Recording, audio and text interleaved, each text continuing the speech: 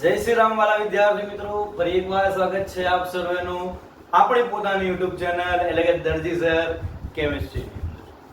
બેટા આજે ચેપ્ટર 1 ધોરણ 10 નું ચેપ્ટર 1 નામ છે એનું રાસાયણિક પ્રક્રિયાઓ અને સમીકરણો. હા ભાઈ, તમે ઘણા દિવસથી મને કહેતા હતા કે સાહેબ જલ્દીથી જલ્દી ધોરણ 10 નું પ્રકરણ નંબર 1 ના લેક્ચર્સ લાવો. તો હા, આજે તમારી આતુરતાનો અંત આવી ગયો છે અને ધોરણ 10 ની આપણે શરૂઆત કરી દીધી. ધ્યાનમાં તમારે એટલી વસ્તુ લેવાની કે બેટા નોટ, પેન, ચોપડો વાપરવો હોય તમારે જે વાપરવું હોય લઈને બેસી જાઓ. કેમ કે તમારા માટે એક પેન જોઈશે અને એક પેન જોઈશે. કે તમે ચોપડાનું લો, નોટનું લો, તમારા ઉપર ડિપેન્ડ છે. બીકોઝ ઓફ કે હું જેટલું અહીંથી લખાવતો છું એ તમારા માટે અગત્યનું છે. લખી લેજો. બોર્ડ એક્ઝામ તમારી 2025 ની હોય, 26 ની હોય, ગમે તે પણ ચિંતા કરવાની કોઈ જરૂર નથી. 25 તો પૂરી થઈ ગઈ પણ ઇમ્પ્રુવમેન્ટ વાળા માટે ઇમ્પોર્ટન્ટ થઈ શકે. ઓકે, તો વાત કરીએ છીએ રાસાયણિક પ્રક્રિયાઓ વિશે.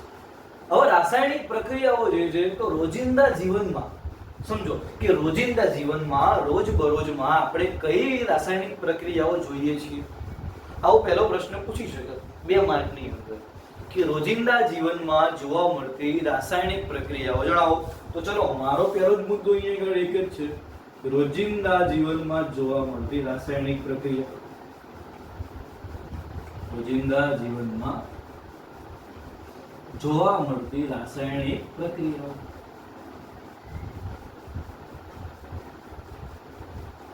તો રાસાયણિક પ્રક્રિયાઓ કે જે રોજિંદા જીવનમાં જોવા મળે છે એ ટોટલ 6 છે બેટા. કેટલી છે? 6. અત્યારે હાલ તમારી ટેક્સ્ટ બુક અને એસ પર તમારી એનસીઈઆરટી આપણે આના ધ્યાનમાં લઈશું. તો સરળતાથી યાદ રહે એના માટે મેં નાનકડી સ્ટોરી બનાવી છે. સવારે તમે ઉઠો ત્યારથી બપોર સુધી તો મસ્ત ક્યાં દિવસ પતી જાય ખબર નહીં પડતી, પણ ખરેખર બપોરથી લઈને રાત સુધીનો ટાઈમ એ થોડો અઘરો પડતો હોય છે. અત્યારે ઉનાળાની અંદર દિવસો થોડા લાંબા હોય એટલા બપોરે ગરમી પણ જોરદાર હોય. તો મુદ્દો એ છે કે બપોરનો સમય હતો, ઉનાળો હતો અને ગરમી હતી. દીદીએ કીધું હતું મમ્મીએ કે ભાઈ 10 વાગે સવારે દૂધ આવે એને ઉકાળી દેવાનું, મમ્મી બહાર જવાના હતા. પણ દીદી ભૂલી ગયા. હવે દીદી જ્યારે બપોરે 1 વાગે આ દૂધને ઉકાળવા ગયા તો એ સમયે થયું શું? દૂધ બગડી ગયું. હવે સમજો કે દૂધ બગડી ગયું તો ફેંકી તો દેતા નથી આપણે. કેમ? આપણે ગુજરાતી વેસ્ટમાંથી વેસ્ટ કરવા વાળા. તો દૂધ જ્યારે બગડી ગયું તો દીદીએ શું કર્યું? તો દીદીએ એ દૂધમાંથી દહીં બનાવી દીધું. સરસ, વેલ એન્ડ ગુડ. પછી વાત થઈ 3-4 વાગવાની.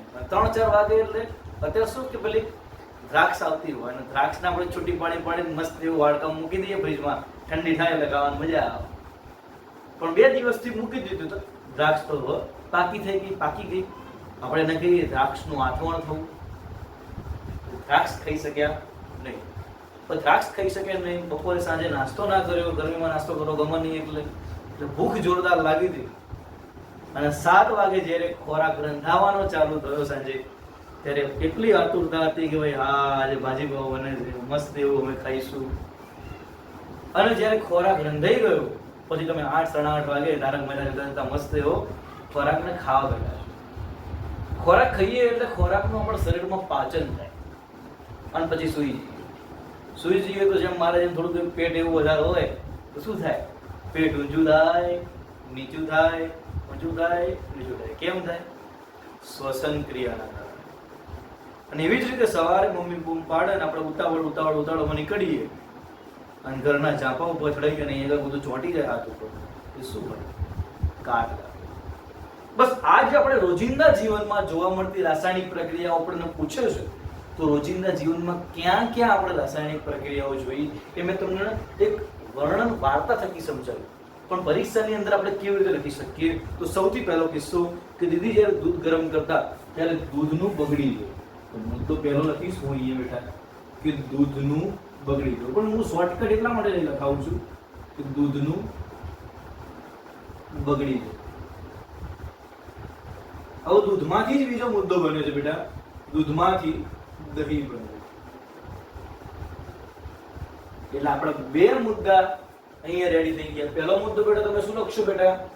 દૂધનું બગડી જવું. બીજો મુદ્દો છે દૂધમાંથી દહીં બનવું. પછી એનો મુદ્દો તો કે દ્રાક્ષનું આથવણ થવું, દ્રાક્ષનું આથવણ થવું. તો આપણે એક મુદ્દા તરીકે આપણે તો લખી શકીએ. પછી કોની વાત કરી બેટા? તો ખોરાકની. દ્રાક્ષ આથવી ગઈ, તો દ્રાક્ષ આથી ગઈ તો આપણે ખાઈ શક્યા નહીં, તો ભૂખ જોરદાર લાગી, તો શું કર્યું? ખોરાક બનાવ્યો. તો એટલે કે ખોરાકનું રંધાવું. તો અહીં ખોરાક લખું બેટા તો તમારે ધ્યાનમાં શું લેવાનું? ખોરાકનું રંધાવું. જો ખોરાક રંધાઈ જાય, ખોરાક રંધાઈ જાય તો આપણે શું કામ રાંધતા હોઈએ? ખાવા માટે યાર. ખાઈશું તો શું થશે? પાચન થશે. તો ખોરાકનું પાચન થવું. પછીની ઘટના છે, પછીની ઘટના કંઈક આવી. ખોરાકનું પાચન તો થઈ ગયું બેટા, ધ્યાન આપતા સુઈ જઈએ તો પેટ ઊંચું થાય ને જોતા વાત કરી તો શ્વાસોશ્વાસની ક્રિયા, શ્વાસોચ્છ્વાસની ક્રિયા.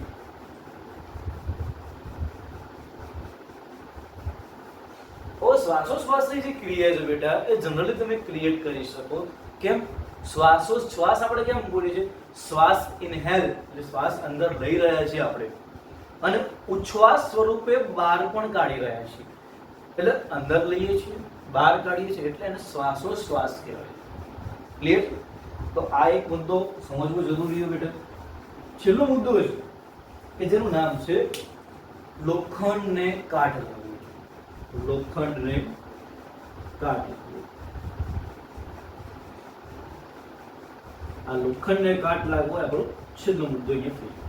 તો જનરલી ફરીથી બેટા પહેલી થિયરી 2 માર્કની અંદર અગત્યની કેવી રીતે યાદ રાખીશું? હું લખી દઉં છું 2 માર્ક માટે. તમારા ચોપડાની અંદર કેવી રીતે લખવું અહીં બોલતો જઉં છું, ધ્યાન આપીને લખતા જજો બેટા. બરોબર? એવું હોય તો પહેલા સમજી લો, પછી તમે એક વખત ફરીથી વિડીયો જોઈ લખતા જજો જોડો હોય તો વાંધો આવે નહીં. સૌથી બેટા રોજિંદા જીવનમાં જોવા મળતી રાસાયણિક પ્રક્રિયાઓ જણાવો. 2 માર્કની થિયરી છે. લખવાનું કે રોજિંદા જીવનમાં જોવા મળતી રાસાયણિક પ્રક્રિયાઓ નીચે મુજબ છે. પહેલી, દૂધનું બગડી જવું. બીજો મુદ્દો, દૂધમાંથી દહીં બનવું.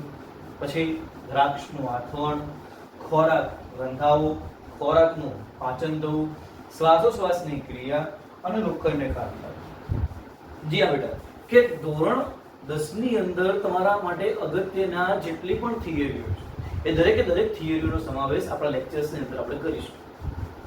જેવી રીતે તમે શાળા કે ટ્યુશનની અંદર ક્લાસરૂમમાં વ્હાઇટ બોર્ડ ઉપર કમ્પ્લીટલી ભણો છો એ જ કન્ડિશનથી આપણે અહીંયા પણ ભણી શકીશું, જેથી કરીને તમે સ્કૂલનો જ ટ્યુશનનો જ એક પ્રકારનો અહેસાસ અહીંયા બેઠા બેઠા કરી શકો.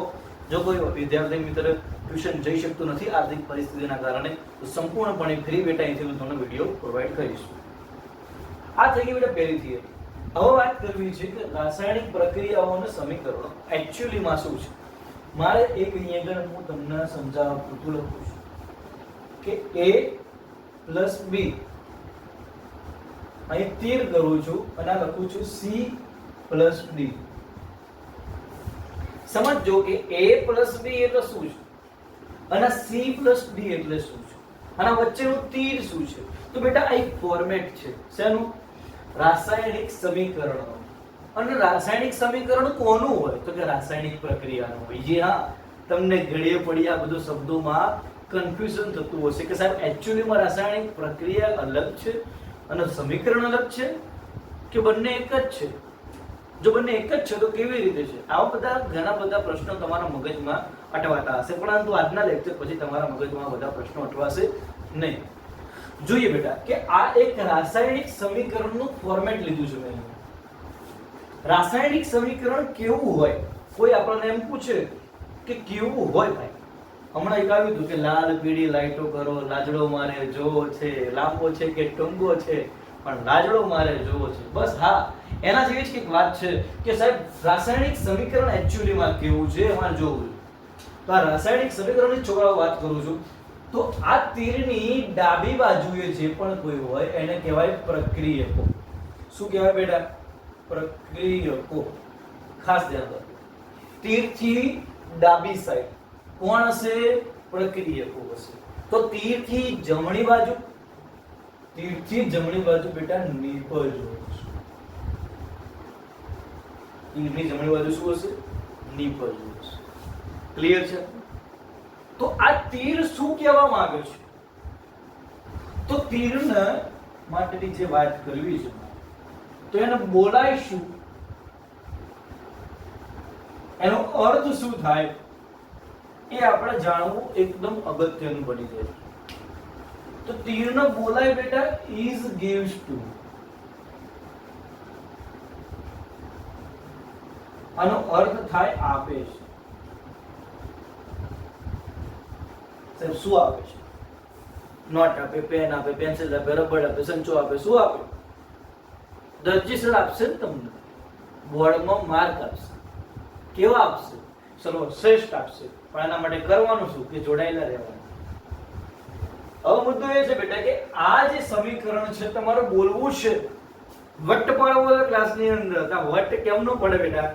દરજી સર શીખી. તો જો બોલવાનું શું? a + b is gives to c + d. માટે તીર બોલાય નહીં. કોક સાહેબ તમને ઉભો કરે બેટા બોલ તો સમીકરણ. તમે તીર બોલ દો તમારી ઇમ્પ્રેશન ડાઉન. શું બોલવાનું? a + b is gives to c + d. હવે ખરેખર મેં તમને અર્થ લખાયો આપે છે. તો આપે છે ક્યારે કહેવાય? હવે તમે જુઓ કે ભાઈ ક્રિકેટ મેચ તમે જોવા ગયા. આ ક્રિકેટ મેચ જ્યારે આપણે જોવા જઈએ છીએ બેટા તો શરૂઆતની કન્ડિશનમાં શું પ્રક્રિયા કોઈ થઈ હોય છે? શું બોલ બેટ પાસે પહોંચ્યો હોય છે? શું સિક્સર વાગ્યું હોય છે? ના સાહેબ, કશું થયું હતું નથી. તો પ્રક્રિયામાં ભાગ લેતા ઘટકો કયા? તો ક્રિકેટર શું લઈને આવશે? એક ભાઈ બેટ લઈને આવશે, એક ભાઈ બોલ લઈને આવશે, એક બોલિંગ કરશે, એક બેટિંગ કરશે. તો આ બંને શું થયા? પ્રક્રિયામાં ભાગ લેતા ઘટકો થયા. બસ આ પ્રક્રિયામાં ભાગ લેતા ઘટકોને જ આપણે શું કહીશું? પ્રક્રિયકો. તો ચલો પ્રક્રિયકોની એકદમ ઈઝી અને સિમ્પલ વ્યાખ્યા. તો પ્રક્રિયામાં ભાગ લેતા ઘટકો. પ્રક્રિયામાં ભાગ લેતા ઘટકો. તો શું કહેવાય આમ? પ્રક્રિયકો. એવી જ રીતે તમે જ્યારે ક્રિકેટર બેટિંગ કરશે, બોલિંગ કરશે, પછી બીજી ટીમનો વારો આવશે અને અંતે જ્યારે કોઈ એક ટીમ વિનર બનશે, વિજેતા બનશે, તો એ ટીમના પ્રક્રિયાને અંતે મીન્સ કે ક્રિકેટના અંતે શું મળશે? તો કે સાહેબ ટ્રોફી મળશે. હા, એ ટ્રોફી જે મળે છે એ ક્યારે મળી? ક્રિકેટ પૂરી થઈ ગયા પછી. રેડી? એનો મતલબ કે પ્રક્રિયાને અંતે. તો પ્રક્રિયાને અંતે મળતા ઘટકોને નિપજો કહેવાય. તો ચલો નિપજોની પણ વ્યાખ્યા આપણે કવર થઈ ગઈ. પ્રક્રિયાને અંતે મળતા ઘટકો. પ્રક્રિયાને અંતે મળતા ઘટકોને શું કહીશું બેટા આપણે? નિપજો. શું કહેવાય? નિપજો. પર્ટિક્યુલરલી તમને કોઈની વ્યાખ્યા પૂછી લે બેટા એટલે આપણે શું કરવાનું કે આ મુદ્દો તમે ચોપડામાં લખી લો ને પછી આને એક આવો ચાર્ટ ફોર્મમાં તમારે લખી લેવું, પછી મસ્ત ડિઝાઇન કરીને ગોળ મારી દેવું અને પછી શું કરવું? તો બંનેની વ્યાખ્યા પ્રમાણે એટલે પ્રક્રિયકનું ટાઇટલ આપવાનું તમારે અને લખવાનું શું કે સાહેબ પ્રક્રિયક કોને કહેવાય? તો પ્રક્રિયામાં ભાગ લેતા ઘટકોને પ્રક્રિયકો કહેવાય. તે હંમેશા તીરથી ડાબી બાજુ હશે. એવી જ રીતે નિપજનું વાત કરવી હોય તો શું કહેવાય? તો નિપજ પ્રક્રિયાને અંતે મળતા ઘટકો નિપજો કહેવાય. તો નિપજ પ્રક્રિયાને અંતે મળતા ઘટકો છે જોડે છે હંમેશા તીરની જમણી બાજુ જોવા મળશે. ઓકે સાહેબ, આટલું અમને ખબર પડી ગઈ. અને હવે તમારે માન શીખવાડવાનું છે આ પ્રક્રિયામાં ભાગ લેતા ઘટકો પ્રક્રિયાને અંતે નિપજો આપે છે. કેમ આપે છે? કીધું તું મેં, કેમ કે આમના વચ્ચે પ્રક્રિયા થાય અને નિપજો મળે. એટલે સમજી લેવાનું બે પ્રક્રિયકો છે. માની લો કે આ બંને પ્રક્રિયકો, આ લાલ છે, આ બ્લેક છે, પણ આ બંને વચ્ચે પ્રક્રિયા થાય છે. વાગ્યો? હા, રાસની વાર છે, ચિંતા ના કરો, ગરબા રમવા નથી. પણ પ્રક્રિયા પૂર્ણ થયા પછી આપણે નિપજ મોટી મોટી મળી ગઈ. હા, બસ મુદ્દો આ. ઓકે, ક્લિયર છે ટોપિક? તો ટોપિક ક્લિયર થતા જાય બેટા તો તમે કમેન્ટમાં લખતા જજો કે સાહેબ ટોપિક ઓલ ઓવર ક્લિયર છે? જેથી કરીને બીજા કોઈ વિદ્યાર્થી આવશે તો પહેલા જ જશે કોમેન્ટ કે બીજા છોકરાઓએ જોયું છે, આપણા છોકરાઓએ તો શું જોયું છે, સાહેબ કેવું ભણાવે છે? તેની જવાબદારી તમારી છે કે સાહેબ કેવું ભણાવે છે, સારું ખોટું તમને જેવું લાગ્યું હોય એવું લખવાની છૂટ છે. હું ગેરંટી મારું છું, એક પણ કમેન્ટ ડિલીટ નહીં કરો. ચલો બેટા, હવે આપણે આગળ થોડુંક વધીએ. પ્રોપર વ્યાખ્યા, રાસાયણિક પ્રક્રિયાની પ્રોપર વ્યાખ્યા. તો પ્રક્રિયા, સાહેબ પ્રક્રિયા પણ કેવી? તો રાસાયણિક પ્રક્રિયા. કોને કહીશું રાસાયણિક પ્રક્રિયા? ચલો જોઈએ. તો જે પ્રક્રિયા દરમિયાન જૂના બંધ તૂટે, બે ઘટકો વચ્ચે જૂનો બંધ હોય એ તોડી નાખવાનો અને નવો બંધ રચાય તો આને કહેવાય રાસાયણિક પ્રક્રિયા. તો સરળ વ્યાખ્યા છે, લખું છું. જે પ્રક્રિયા દરમિયાન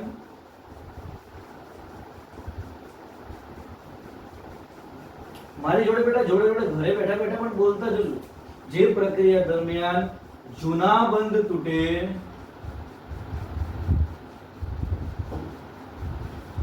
અને નવા બંધનું નિર્માણ થાય તો આવી પ્રક્રિયાને શું કહીશું બેટા? આપણે રાસાયણિક પ્રક્રિયા કહીશું. તો આવી પ્રક્રિયાને શું કહેવાય? રાસાયણિક પ્રક્રિયા. ક્લિયર છે બેટા? રાસાયણિક પ્રક્રિયાની વ્યાખ્યા તમને બધાને ક્લિયર હશે એવું હું અંદરથી માનું છું કે એટલું જ સરળ વે છે બેટા. રાસાયણિક પ્રક્રિયા એટલે શું? કોઈ પ્રક્રિયા દરમિયાન જૂના બંધ તૂટી જાય, નવા બંધ રચાય. આ બધું જ આપણે આગળ જ્યારે રાસાયણિક પ્રક્રિયાના હું પ્રકાર તમને સમજાવવાનો છું તો આ પ્રકારની અંદર ડિટેલમાં જઈશું. ઓકે, ચિંતા કરવાની જરૂર નથી કે પ્રકારો ડિટેલમાં આપણે વાત કરવી છે એટલે કોઈ ચિંતા ના કરવાની. ઓકે, હવે વાત કરવી છે મારે કે રાસાયણિક સમીકરણ એટલે શું? રાસાયણિક સમીકરણ.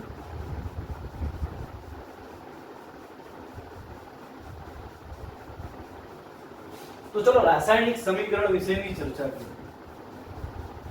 શું છે રાસાયણિક સમીકરણ? કોને કહેવાય? તો કોઈ પણ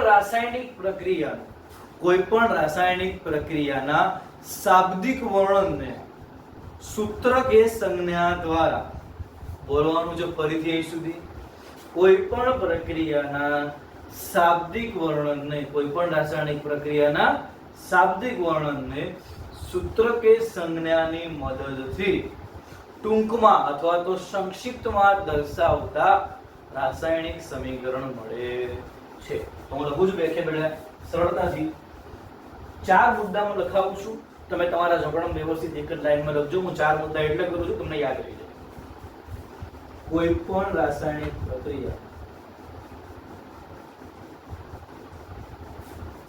પ્રક્રિયા એ રાસા કરીને ટપકું કરું તમારે આખું રાસાયણિક લખવાનું. શાબ્દિક વર્ણન.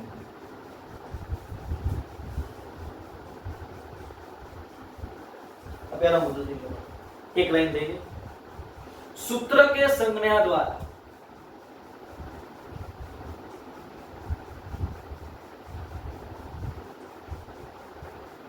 શેના દ્વારા બેટા? સૂત્ર કે સંજ્ઞા. ડિટેલમાં સમજાવું, ચિંતા ના કરો, વ્યાખ્યા પહેલા લખી દીધી. સૂત્ર કે સંજ્ઞા દ્વારા સંક્ષિપ્તમાં દર્શાવતા. સંક્ષિપ્ત એટલે બેટા ટૂંકમાં. ગુજરાતીમાં તમારે આવશે સંક્ષિપ્તીકરણ કરો. દર્શાવતા રાસાયણિક સમીકરણ મળે.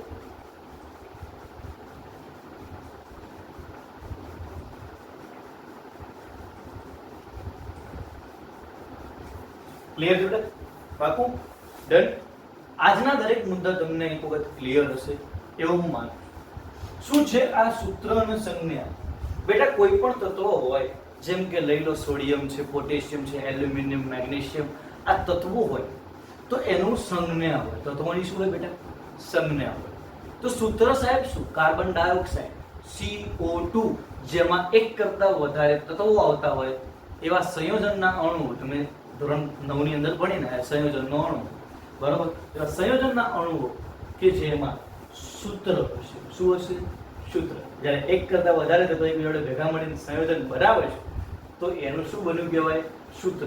પણ જ્યારે કોઈ પર્ટિક્યુલરલી એક તત્વની વાત કરવામાં આવતી હોય તો એને કહેવાય સંયોજન. ક્લિયર છે? ડન. આશા રાખીશ કે આ લેક્ચર તમારા માટે ખૂબ જ લાભદાયી રહ્યો હશે. આગળના લેક્ચરમાં બેટા આવા જ નાના નાના કન્ટેન્ટ સાથે, સારા સારા કન્ટેન્ટ સાથે લાઈન ટુ લાઈન તમે લેક્ચર 1 થી લઈને જ્યાં સુધી એન્ડ મોમેન્ટ, હું છેલ્લો લેક્ચર કોઈ દિવસ કહેતો નથી, ઇન્ફાઇનાઇટ હોય છે મારું છેલ્લું લેક્ચર, બરાબર, અનંત સુધી, કેમ કે દરેશનો છેલ્લો લેક્ચર લગભગ કોઈ આવવાનો નથી, કેમ કે દરેશ અનંત સુધી જ્યાં સુધી જીવશે ત્યાં સુધી તમારે જોડે છે, બરાબર. તો છેલ્લો લેક્ચર મારો આજીવન સુધી આવવાનો છે, એટલે આ ચેપ્ટરનો નહીં, બીજા બધા ચેપ્ટરોનો, એટલે કન્ટિન્યુઅસ આવશે, ચિંતા કરવાની જરૂર નથી. પણ સ્ટેપ બાય સ્ટેપ લેક્ચર જોતા રહેજો. તમે આ લેક્ચર્સને તમારા મિત્રો સુધી શેર કરતા રહેજો, જેથી કરીને અમને પણ એક પ્રોત્સાહન મળતું રહે કે તમારા માટે મહેનત કરીએ છીએ તો તમે પણ તમારા મિત્રો સુધી શેર અવશ્ય કરો છો. ફરી મળીશું, ત્યાં સુધી રજા આપશો. જય શ્રી રામ, જય શ્રી કૃષ્ણ.